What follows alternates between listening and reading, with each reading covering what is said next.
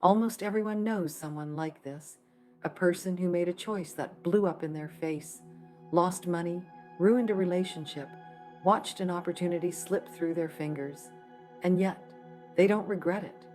They genuinely don't seem to torture themselves with what ifs. Most of us carry regret like a stone in our pocket. We replay the past, simulate alternative realities, wonder endlessly what could have been different. But these people, their brains seem to work differently, and neuroscience is starting to understand why. First, let's understand what's happening in the rest of us. When you make a decision that goes wrong, your brain doesn't just register disappointment. It launches into what scientists call counterfactual thinking. Essentially, your brain becomes a simulator, running alternative scenarios of what could have happened. Research shows that regret produces lasting effects on brain activity that persist even during rest periods. Certain regions deep in your brain light up, the parts that process the emotional weight of missed opportunities. What's fascinating is that scientists have identified two distinct types of regret, processed by different brain circuits. Type 1. Regret happens when you realize you passed up a good opportunity. Type 2 regret occurs when you invested time in something you couldn't afford to lose. And here's the kicker. Stress-susceptible individuals show hypersensitivity to the first type of regret and insensitivity to the second, while resilient individuals show the opposite pattern. So, what's different in people who don't regret? Research on stress resilience reveals actual structural differences in the brain. Resilient individuals show different volumes in key brain regions, larger cingulate cortex, different connectivity between the hippocampus and other stress processing areas. Studies can now predict which individuals will develop stress-induced problems and which will remain resilient based on pre-existing brain-body factors, including anxiety levels, immune markers like interleukin-6, and hippocampal volume. Think about Nelson Mandela, 27 years in prison under brutal conditions, digging meaningless holes only to fill them back in.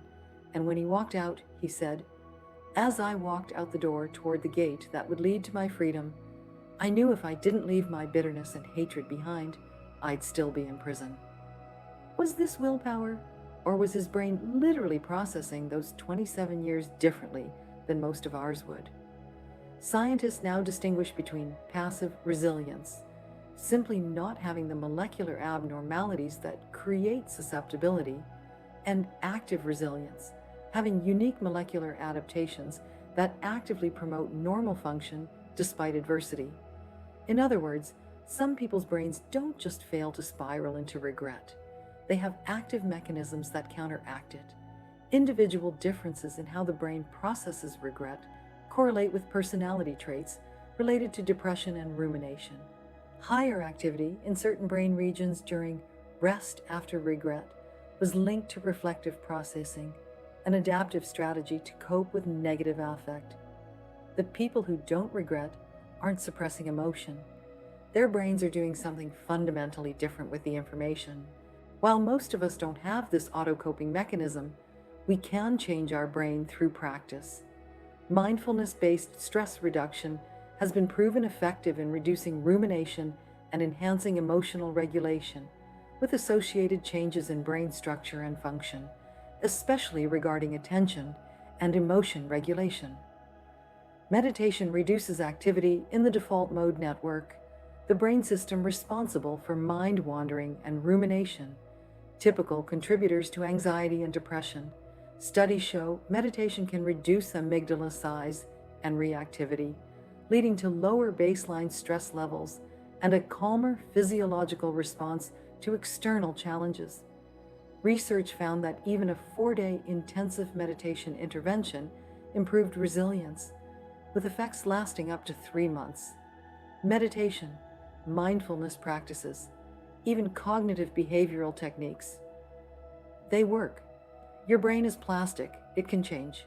However, research reveals that the effects are moderate, on par with other treatments, not earth-shattering. Well-designed studies show benefits for depression, chronic pain, and anxiety, but meditation is not dramatically superior to other interventions. You can reduce your tendency toward rumination, You can strengthen the prefrontal cortex's connection to your amygdala. You can become more resilient. But can you become Nelson Mandela? Can you rewire yourself into someone who walks out of 27 years in prison with no bitterness? The science suggests there's a ceiling. You can move toward that naturally resilient brain. But if you started life with different circuitry, with different baseline stress susceptibility, with a default mode network that loves to ruminate, you're working uphill against your own neurobiology. Practice helps. But it's the difference between learning to play piano at 40 versus being Mozart. Where does this leave the rest of us, the ones whose brains light up with regret at every wrong turn? Research suggests resilience involves both genetic factors and environmental influences throughout life, including early experiences that set epigenetic patterns. Some of us start with naturally resilient circuitry. Some of us have active molecular mechanisms that promote normal function despite adversity. Most of us don't. We can practice, we can meditate, we can build better emotional regulation skills, but we'll likely not reach that natural, effortless state of living without regret.